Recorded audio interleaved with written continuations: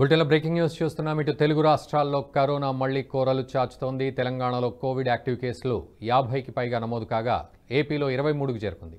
దీంతో అప్రమత్తమైన ఆరోగ్య శాఖ ప్రజలు అప్రమత్తంగా ఉండాలని, గతంలో వ్యాక్సిన్ వేసుకోని వారు కోవిడ్ టీకా వేయించుకోవాలని వైద్యాధికారులు తెలిపారు. ప్రజలు ఖచ్చితంగా మాస్కులు ధరించాలని సూచించారు.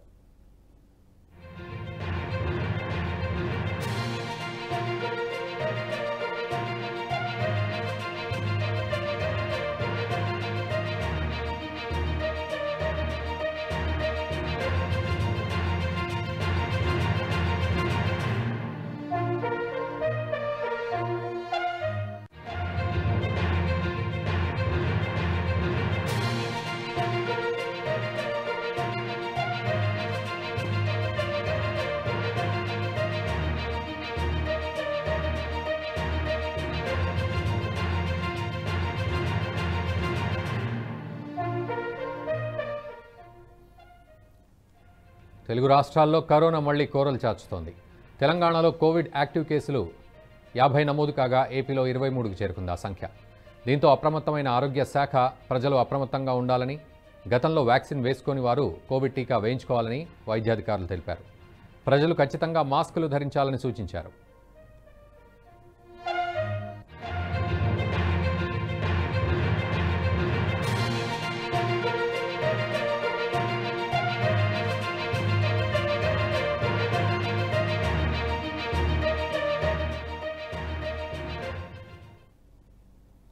ఇదే అంశంపై మరింత సమాచారం మా ప్రతినిధి నదీం ఫోన్ లైన్లో అందిస్తారు. నదీం, చెప్పండి. ఇటు తెలంగాణలో, ఆంధ్రాలో కూడా కోవిడ్ కేసులు పెరుగుతున్నట్లుగా తెలుస్తోంది.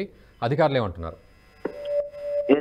మనం చూసుకున్నట్లయితే కరోనా మహమ్మారి అయితే ప్రజలను వదలడం లేదని కూడా మనం చెప్పవచ్చు. JN వేరియంట్ తో కొత్తగా ఈ కేరళలో మొదలైంది. దేశవ్యాప్తంగా అయితే ఈ కోవిడ్ అయితే సోకుతుందని మనం చెప్పవచ్చు. తాజాగా మనం చూసుకుంటే ఇటు తెలుగు రాష్ట్రాల్లో కూడా కోవిడ్ భయం అయితే ప్రజలను అయితే వదలడం లేదని కూడా మనం చెప్పవచ్చు. ఇప్పటికే తెలంగాణలో అటు 50 యాక్టివ్ కేసులు అయితే నమోదయ్యాయి. తాజాగా మనం చూసుకుంటే అటు జయశంకర్ భూపాల్య జిల్లా ఏదైతే ఉందో, జయశంకర్ భూపాల్య జిల్లాలో అయితే ఒకే కుటుంబానికి చెందిన 5 మందికి అయితే కోవిడ్ అయితే సోకడం జరిగింది. ఇక గత 2 రోజుల క్రితం మనం చూసుకుంటే నీలోఫర్ హాస్పిటల్ అయితే ఒక చిన్నారి కూడా కోవిడ్ తో అయితే మరణించడం జరిగింది. అది కూడా మనం చూసాం.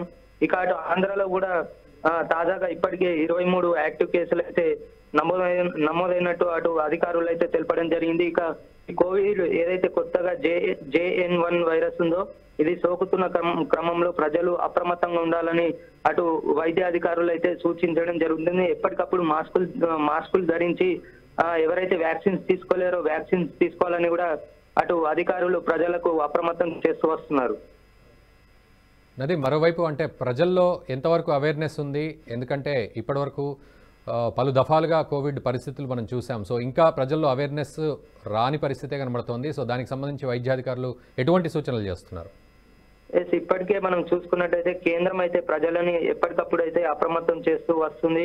ఇప్పటికే స్కూల్స్ లలో కూడా అటు పాఠశాలల్లో చిన్నారులకు కూడా ఏదైతే కోవిడ్ వైరస్ సోకదన్న ఉద్దేశంతో ఎప్పటికప్పుడు స్కూళ్లలో కూడా మాస్కులు ధరించాలని కూడా అటు కేంద్రం మార్గదర్శనం అయితే విడుదల చేస్తూ వస్తుంది. అదేవిధంగా ప్రజలు కూడా ఎప్పటికప్పుడు అప్రమత్తం అవ్వాల్సిన అవసరం అయితే ఉంది. ఎందుకంటే మనం చూసుకుంటే తెలంగాణలో గడిచిన 24 గంటలను యాక్టివ్ కేసులు శాతం పెరుగుతుండడంతో మాస్కులు అయితే ధరించాలి. అదేవిధంగా ఎవరైతే వ్యాక్సిన్స్ తీసుకోలేరో వ్యాక్సిన్స్ తీసుకొని ఎప్పటికప్పుడు శానిటైజేషన్స్ మెయింటైన్ చేయాలని కూడా అటు అధికారులు అయితే ప్రజలకు సూచిస్తున్నారు.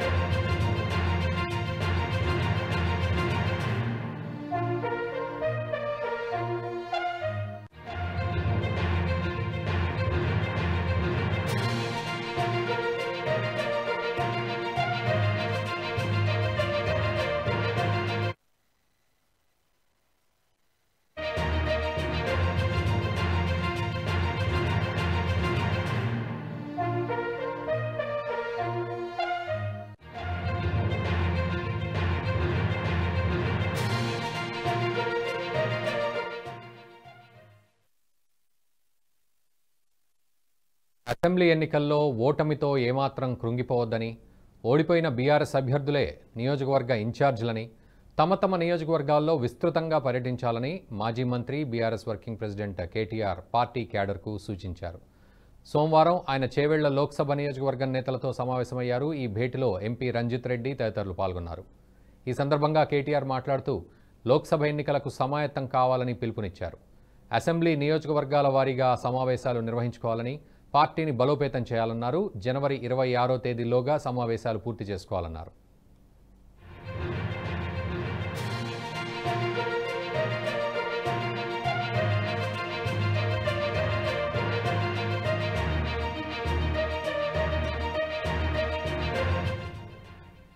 సమావేశం అనంతరం ఎంపీ రంజిత్ రెడ్డి మాట్లాడుతూ తనను చేవెళ్ల ఎంపీగా పోటీ చేయమని కేటీఆర్ చెప్పారని, గెలుపే లక్ష్యంగా పనిచేయాలని దిశానిర్దేశం చేశారన్నారు.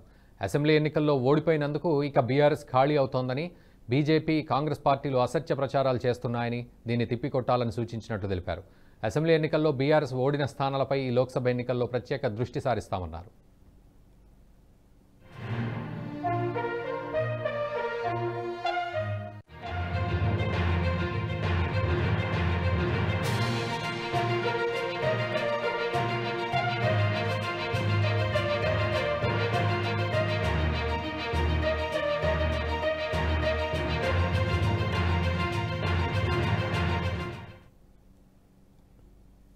బులెటిన్లో బ్రేకింగ్ న్యూస్ చూస్తున్నాం. ఇటు అసెంబ్లీ ఎన్నికల్లో ఓటమితో ఏమాత్రం కృంగిపోవద్దని, ఓడిపోయిన బీఆర్ఎస్ అభ్యర్థులే నియోజకవర్గ ఇన్ఛార్జీలని, తమ విస్తృతంగా పర్యటించాలని మాజీ మంత్రి BRS working president KTR party క్యాడర్కు సూచించారు. సోమవారం ఆయన చేవెళ్ల లోక్సభ నియోజకవర్గం నేతలతో సమావేశమయ్యారు. ఇక ఇదే అంశానికి సంబంధించి పూర్తి సమాచారం మా ప్రతినిధి అక్షిత్ అందిస్తారు. అక్షిత్, చెప్పండి, ఇటు పార్లమెంటు ఎన్నికలపై దృష్టి సారించాలని కేటీఆర్ చెప్పినట్లుగా తెలుస్తోంది. పూర్తి అప్డేట్స్. రౌనందని చూస్తా ఉంటే అన్ని పార్టీలు ప్రధానంగా చెప్పుకున్నటువంటి కాంగ్రెస్, బీఆర్ఎస్, బీజేపీ 3 పార్టీలు కూడా ఈ పార్లమెంట్ ఎలక్షన్ల పైన దృష్టి సారించాయి. ఈ రోజు మాత్రం బీఆర్ఎస్ సంబంధించిన ఆఫీస్ లో చేవెళ్ల పార్లమెంట్ కి సంబంధించి సమావేశం, అంటే సన్నాహక సమావేశం మొదలు పెట్టారు. అంటే గతంలో చూస్తా ఉంటే ఎమ్మెల్యేకి సంబంధించినటువంటి ఒక ఫలితాలతో, అంటే ప్రభుత్వం ఏర్పాటు చేస్తాంతో బీఆర్ఎస్ ప్రభుత్వం ధీమాతో ఉన్నప్పటికీ ఫలితాలు మాత్రం నెగిటివ్ గా రావడంతో ఇప్పుడు ఈ ఎమ్మెల్యే ఎన్నికలు ముగియడంతో ఇప్పుడు వచ్చేసి పార్లమెంట్ ఎన్నికలలో అయినా సత్తా చాటాలనే ఉద్దేశంతో బీఆర్ఎస్ పార్టీకి సంబంధించిన వర్కింగ్ ప్రెసిడెంట్ కేటీఆర్ అడుగులు వేస్తున్నట్టు తెలుస్తా ఉంది. పార్టీకి సంబంధించిన నేతలకు దిశానిర్దేశం చేస్తా ఉన్నారు. అంటే మనం గతంలో ఓడిపోయి ఉండొచ్చు, కానీ సంబంధించినటువంటి ఓడిపోయిన స్థానాల నుంచి ఉన్న ఎమ్మెల్యేగా పోటీ చేసినటువంటి అభ్యర్థులు అక్కడ ఇన్ఛార్జ్ గా పనిచేయాలని చెప్పేసి సూచన ఇస్తున్నట్టు తెలుస్తా ఉంది. ఇటు చూస్తే చేవెళ్లకు సంబంధించినటువంటి ఈ సమీక్షలో ముఖ్యంగా అక్కడ ఉన్నటువంటి కార్యకర్తలు మాత్రం కార్యకర్తలు కావచ్చు, వీళ్ళు ఎలాంటి అధైర్యపడొద్దు, వచ్చిన ఫలితాలు వచ్చాయి. ఇప్పుడు ఉన్నటువంటి పార్లమెంట్ ఎన్నికల్లో కానీ మనం గెలిచినటువంటి స్థానాలను పక్కా సాధించుకోవాలి. గతంలో 8 స్థానాల్లో అంటే 8 స్థానాల్లో దక్కించుకోవడం జరిగింది, ఎంపీ స్థానాలు. అదే విధంగా చూస్తా ఉంటే అదే స్థానాలతో గెలిచడం కాకుండా ఇంకా స్థానాలు పెంచుకోవాలనే ఉద్దేశంతో క్యాడర్ లో ధీమా వ్యక్తం చేసినట్టు తెలుస్తా ఉంది. అదే ఇదంటే చూస్తా ఉంటే అటు అనేక, అంటే చాలా రోజుల తర్వాత అటు బీఆర్ఎస్ పార్టీ ఈ ఎన్నికలపై దృష్టి సారించింది, బీజేపీ పార్టీ దృష్టి సారించింది. బీజేపీ పార్టీ ఏమో అటు 10 స్థానాలపై మేము గెలుస్తామనే ధీమా వ్యక్తం చేస్తుంది. ఇటు కాంగ్రెస్ పార్టీ కూడా ఏదైతే తెలంగాణలో వచ్చినటువంటి రిజల్ట్, అంటే అధికారం చేదీసుకున్నటువంటి కాంగ్రెస్ అటు రాహుల్ గాంధీకి గిఫ్ట్ రూపంలో ఇక్కడ పార్లమెంట్ స్థానాలు గెలిచి ఇవ్వాలని చెప్పేసి రేవంత్ రెడ్డి ఉన్నట్టు తెలుస్తుంది. ఇవన్నీ చూస్తా ఉంటే ఇక్కడ చేవెళ్లకు సంబంధించిన పార్లమెంట్ కి సంబంధించి రంజిత్ రెడ్డికి మాత్రం టికెట్ కన్ఫర్మ్ చేసినట్టు తెలుస్తుంది. అంటే బయటకు వచ్చి కూడా సమావేశం తర్వాత నాకు అంటే పని చేసుకోండి, కార్యకర్తలతో చర్చలు జరపండి, వాళ్ళతో ధైర్యం నింపే ప్రయత్నం చేయండి అని కేటీఆర్ చెప్పినట్టు రంజిత్ రెడ్డికి చెప్పినట్టు తెలుస్తూ ఉంది. రౌనందన్ రైట్, అంటే ఓవరాల్గా రంజిత్ రెడ్డికి సీటు కన్ఫర్మ్ అయినట్లుగా భావించవచ్చా? మరి మిగతా నేతలు కూడా ఎటువంటి ఆస్పిరెంట్స్గా ఆశావాహులుగా ఉన్నట్లుగా తెలుస్తోంది ఈ విషయంలో? అయితే ఇక్కడ వచ్చేసి ఒక తరుణంలో ఏంటంటే ఇక్కడ వచ్చినట్టు ఎమ్మెల్యే ఎన్నికలలో వచ్చినటువంటి రిజల్ట్ చూసి ఎంపీ సీట్లలో పోటీ చేసే అభ్యర్థులను కూడా మారుస్తారని చెప్పేసి కూడా ఒక అంచనాకు వచ్చినట్టు తెలుస్తుంది. కాకపోతే అదే తరుణంలో చాలా మంది గతంలో పోటీ చేసినటువంటి సిట్టింగ్ ఉన్నటువంటి ఎంపీలు కూడా అంటే మాకు టికెట్ వస్తుందా రాదా అని ఒక సందిగ్ధంలో ఉన్నట్టు అన్ని తెలుస్తుంది. దాని పట్ల కూడా ఇప్పుడు రంజిత్ రెడ్డికి మాత్రం చేవెళ్లకు సంబంధించిన సమీక్షలో మాత్రం కేటీఆర్ మాత్రం ఒక భరోసా ఇచ్చినట్టు తెలుస్తుంది. అంటే ఇక్కడి నుంచి రంజిత్ రెడ్డి నుంచి ఎంపీగా పోటీ చేయాలి అని చెప్పేసి సూచన ఇచ్చినట్టు మనకు స్పష్టంగా కనిపిస్తుంది. Raghunandan. Right, thank you very much Akshit.